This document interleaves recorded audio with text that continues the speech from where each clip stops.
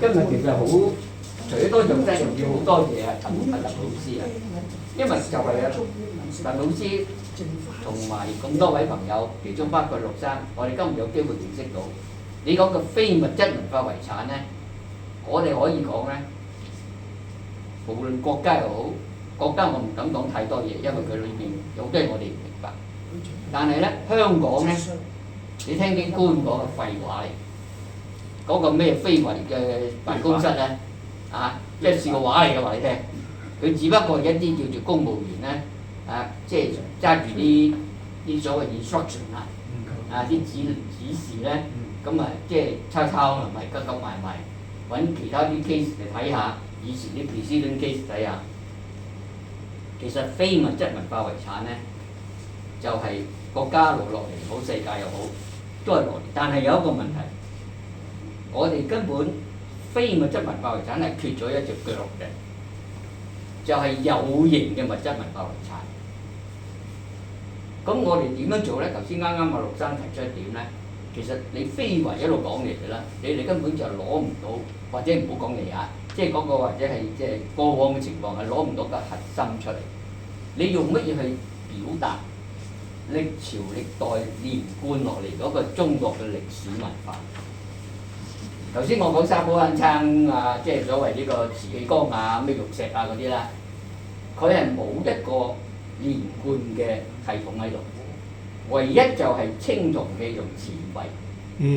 佢能夠咧，兵器都係由夏商周一路落嚟咧，去到秦漢晉隋宋元明清，再到去民國咁呢個咧咁嘅情況咧，你先至能夠有一個媒體啦，先講係能夠 present 到啊，表達到咧嗰個中國歷史文化嘅連貫性。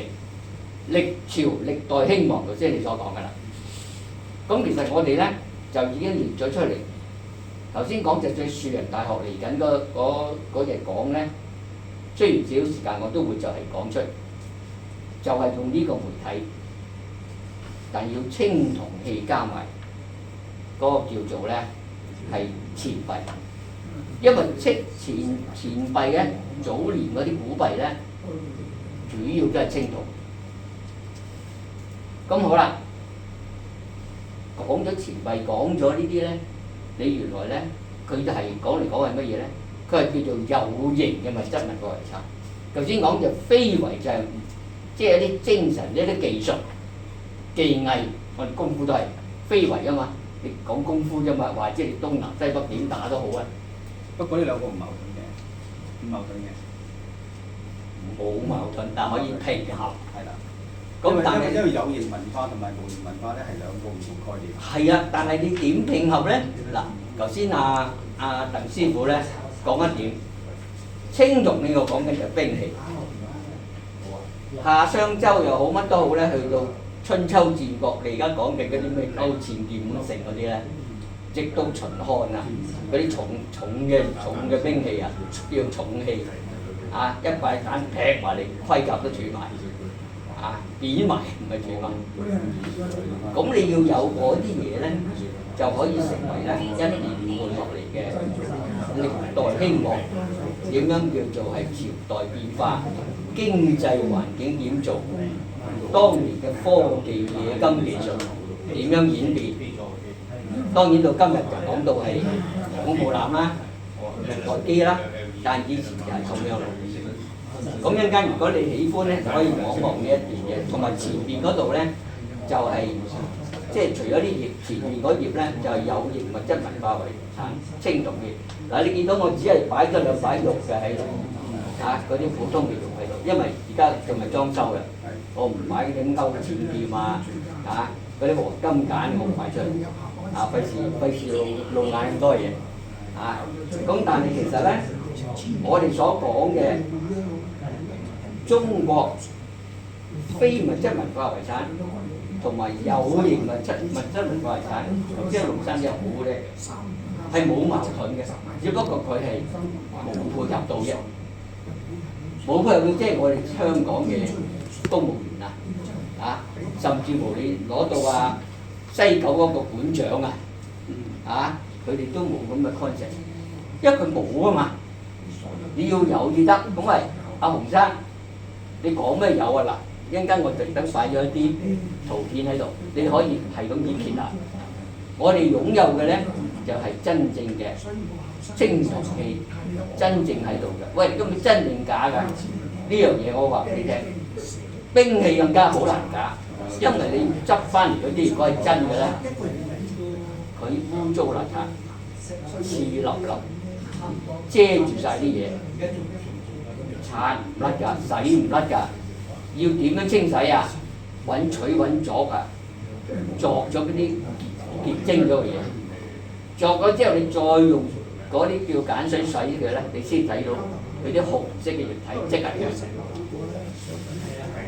2000年、3000年，甚至乎1000幾年嘅嗰啲真嘅兵器，你發覺你唔係清洗嗰個人咧，嗰啲咩專家廢話嚟，佢都未見過嗰啲血，唔知嗰啲血點樣嚟？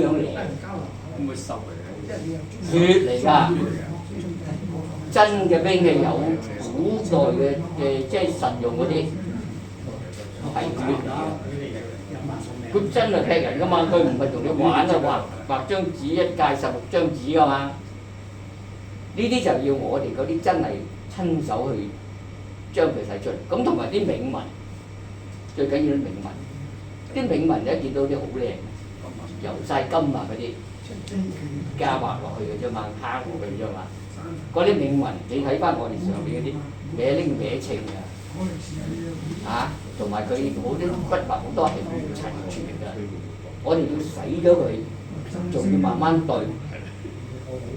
我哋就係有曾巨門呢啲校長呢啲，同我哋一齊大家研究，砌咗10幾年先砌到呢啲銘文出嚟。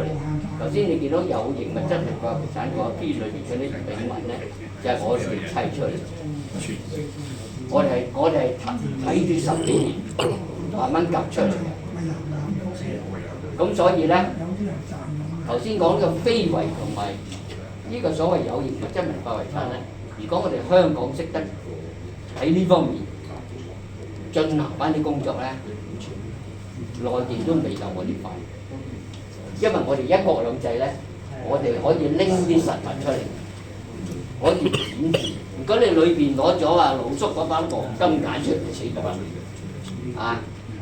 有呢個所謂嘅複製品㗎喎，但係你一比較就知㗎啦，佢唔夠重㗎嘛，一個女士拎唔起嘅一把揀，連埋嗰個帽。